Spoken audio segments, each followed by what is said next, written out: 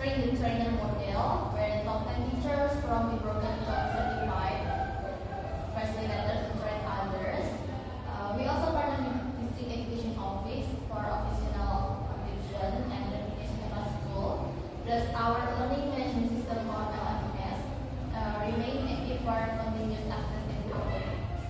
That's a strong approach. What are the main challenges you anticipate and how do you plan to overcome them? Okay, the main challenges include low teacher participation and internet limitation and technology resistance. We will address through incentive, flexible training schedule, partnership with telecom providers here in support, and ongoing monitoring through digital teacher communities.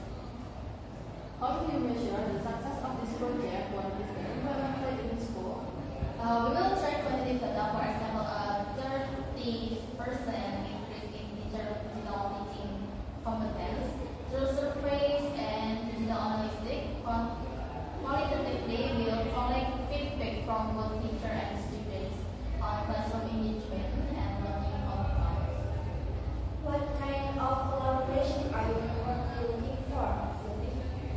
We are seeking partnership with 18 edge providers and educational institutions for co-funding, content development, and sustainability support. If possible,